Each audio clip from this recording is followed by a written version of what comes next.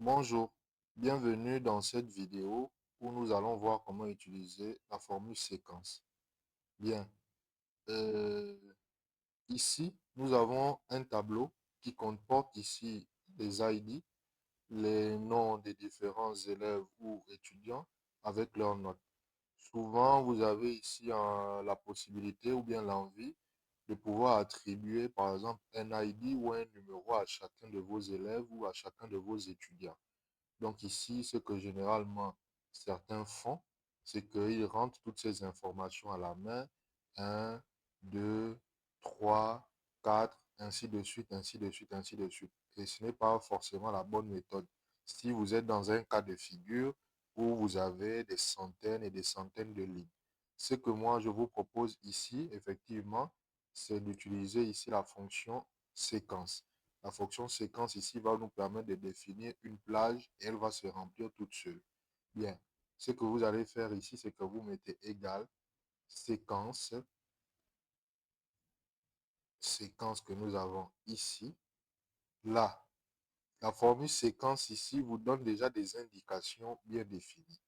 Premièrement, on vous demande de choisir ici sur euh, la ligne en fait que vous voulez. Si vous voulez par exemple 13 lignes, 15 lignes, 20 lignes, 100 lignes, ainsi de suite. Donc, c'est le nombre de lignes que vous voulez normalement que la séquence puisse générer. Donc, ici, par exemple, je vais choisir de générer 15 lignes, par exemple. Donc, je vais mettre ici le nombre 15. Ensuite, on vous dit ici, on donne la possibilité de choisir la colonne.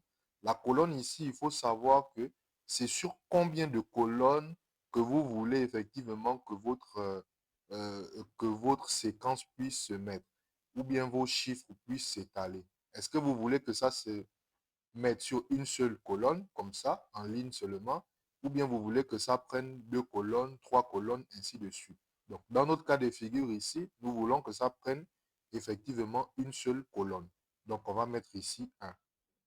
Ensuite, après le type de colonne, le nombre de colonnes, vous pouvez passer ici au début. Le début ici, en fait, il va signifier qu'à partir de quel nombre ou quel chiffre, par exemple, vous voulez que votre séquence commence. Est-ce que vous voulez qu'elle commence à partir de 0? Est-ce que vous voulez qu'elle commence à partir de 1, de 2, de 3, ainsi de suite, ainsi de suite? Ça dépend vraiment du cas dans lequel vous vous trouvez. Ici, nous, on va mettre qu'on veut que ça commence à partir de 1. Donc, pour commencer à partir de 1, et la dernière ici étape, là, ce sera de choisir ce qu'on appelle le pas. Le pas ici, en fait, c'est de se dire comment est-ce que vous voulez que la série se comporte. Si nous commençons dans notre cas ici par 1 et vous mettez par exemple un pas de 2, ça veut dire que l'appareil ou bien la séquence ici, elle va se compter de 2 en 2. Donc elle va prendre 1, ensuite elle va aller jusqu'à 3, après 3 elle va aller à 5, ainsi de suite, ainsi de suite. Donc parce que vous avez défini un pas de 2. Par exemple ici, nous allons commencer avec un pas de 1 par exemple ici. Et là, nous avons terminé normalement toutes nos étapes. Nous avons choisi la ligne, sur combien de lignes vous voulez que la séquence s'étale. Sur 15 lignes, on a choisi. Donc, ça va compter ici de 1 jusqu'à 15. Et sur combien de colonnes vous voulez que cette séquence s'étale. Elle s'étale ici sur une seule colonne. C'est ce que nous avons mis ici. Vous voulez que elle commence à partir de quel chiffre, de quel nombre, ainsi de suite. Donc ici, elle commence à partir du chiffre 1. Ensuite, le pas ici, vous voulez qu'on compte ça de quelle façon? De 1 en 1, de 2 en 2, de 3 en 3, ainsi de suite, ainsi de suite. Et nous avons choisi de commencer ici en faisant de 1 en 1, donc la façon normale. Et donc là, lorsque je ferme ici et je fais entrée, vous voyez comment effectivement notre séquence, ça a bien été généré ici, comme vous pouvez le voir. Notre séquence a bien été générée. Nous pouvons voir 1, 2, 3, 4 jusqu'à 15 ici. Donc là, nous avons réussi ici à attribuer un identifiant à chacun des élèves présents ici dans ce tableau-là. Bien, il y avait l'autre option aussi dont on parlait, c'était effectivement de créer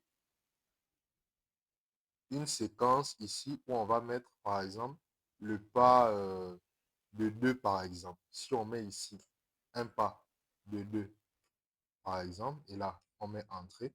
Comme vous pouvez le voir ici, il fait bien 1, il fait plus 2, ça fait 3, plus 2, ça fait 5, plus 2, ça fait 7, ainsi de suite, jusqu'à 29, effectivement.